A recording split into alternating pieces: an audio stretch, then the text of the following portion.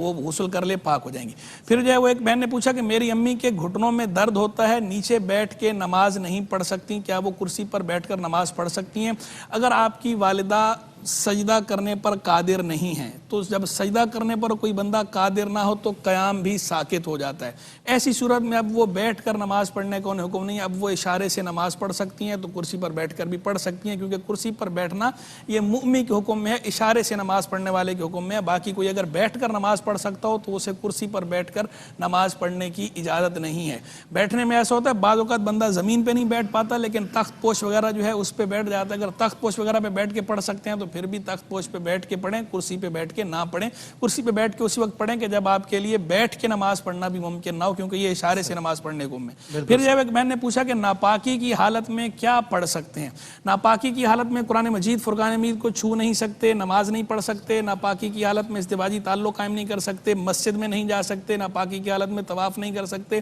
ناپاکی کی حالت میں قرآن مجید فرقان حمید کی تلاوت نہیں کر سکتے۔ باقی دروشی پڑھ سکتے ہیں، استغفار پڑھ سکتے ہیں، اور ناپاکی کی حالت میں قرآن مجید فرقان حمید کی وہ آیات یا وہ صورتیں جن میں دعا کا مفہوم ہو یا اللہ کی تعظیم ثنا کا مفہوم ہو، وہ ثنا کی نیت سے یا دعا کی نیت سے پڑھی جا سکتی ہیں۔ لیکن اگر چاروں کل پڑھنے ہو تو پھر لفظ کل ہٹا کے پڑھیں گے، کیونکہ لفظ کل کے ساتھ پڑھیں گے تو ان کا قرآن ہونا متعین ہو جاتا ہے، اس کی اجازت نہیں ہوتی ناپاکی کی حالت میں۔ پھر جو ایک بہن نے پوچھا کہ پیشانی میں نماز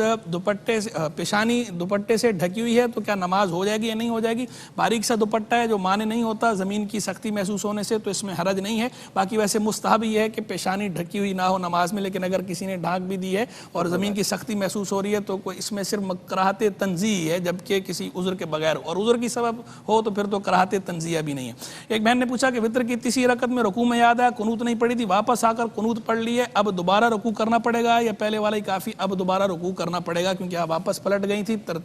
اب ترتیب سے چلنا ہے، رکوع کرنا ہوگا۔ پھر پوچھا کہ زکوٰۃ کا سال پورا ہونے سے کچھ عرصہ پہلے کسی کو قرض دے دیا تھا، قرض بھی شمار کریں گے یا نہیں کریں گے؟ جس قرض کے واپس ملنے کی امید ہوتی ہے اس قرض کو زکوٰۃ میں کاؤنٹ کیا جاتا ہے، محسوب ہوتا ہے۔ یہ الگ بات ہے کہ اس کی ادائی اس وقت لازم ہوتی ہے کہ جب وہ قرض واپس مل جائے یا کم از کم اس کا خمس مل جائے، 5واں حصہ اس کا مل جائے، تو اس وقت اس کی ادائی واجب ہوتی ہے۔ لیکن بہتر یہ ہے کہ آپ اسی وقت اس کا حساب لگا کے دیتی رہیں، تاکہ بعد میں زندگی موت کا کوئی بھروسہ نہیں، اور بعد میں تاکہ کسی قسم کا ابہام نہ رہے۔ پھر بہن نے پوچھا کہ جوتے نہ پاک ہو جائیں تو اسے کیسے پاک کریں؟ جوتے پاک کرنا انتہائی آسان ہے، آج کل تو ہر گھر میں تقریباً نل ہے، ٹوٹی ہے، کوئی گاؤں میں بھی رہتا ہو تو نلکے وغیرہ ہوتے ہیں، تو ہر جگہ جاری پانی کی سہولت اب موجود ہے، گاؤں گوٹھ میں بھی موجود ہے، تو جاری پانی کے نیچے گاؤں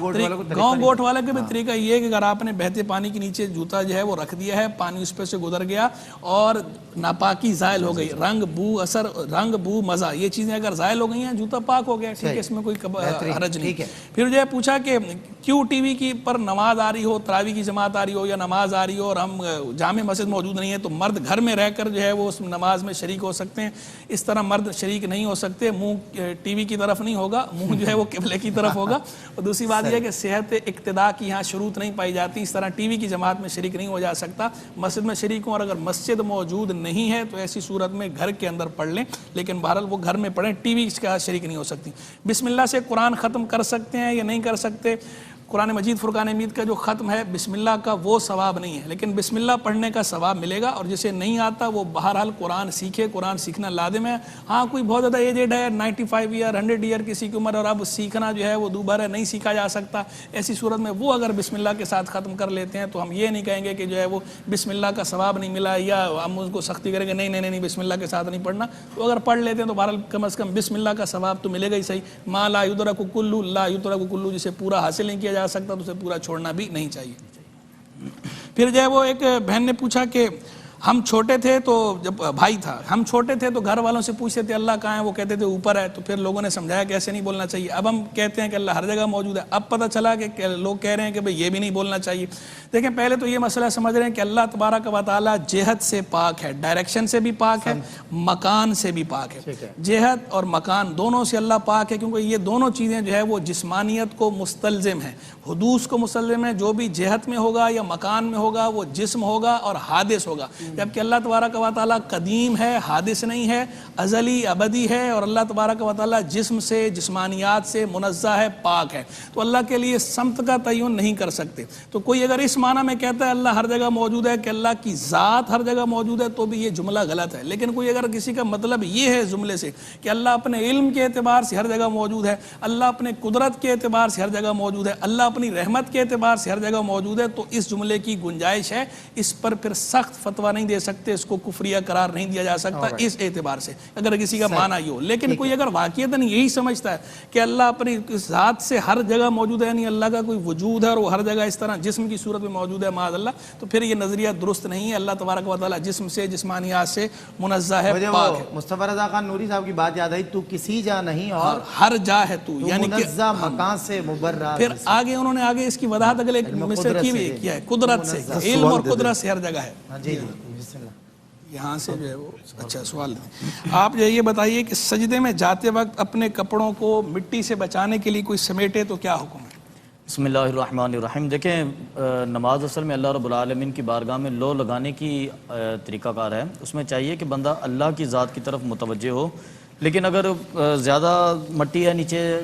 اتنا سمیٹ لیا کہ حرکت کثیر نہیں ہے تو پھر تو اجازت ہے، لیکن حرکت کثیر کی اجازت اس کے اندر نہیں ہے۔ اچھا، قرآن پاک ہاتھ اٹھا کر کوئی مدد مانگے تو کیا حکم ہے؟ اصل میں عمومی طور پر یہ مقدس اشیاء قرآن مجید، فرقان حمید یا دوسری دینی کتب جو ہیں وہ اس کام کے لیے نہیں ہیں، یہ تلاوت کرنے کے لیے اور اسے حصول برکت مقصود ہوتا ہے، لیکن اگر اس ارادے سے لے کر کسی کے سامنے چلے گئے کہ اسے خوف خدا محسوس ہوگا اور وہ اللہ رب العالمین کی گرفت سے بچتے ہوئے مجھے انصاف دے گا، تو پھر اس میں شرعاً کوئی حرج نہیں ہے۔ وہم والے وسوسے کیوں آتے ہیں اور کیا یہ سچ ہوتے ہیں؟ اصل میں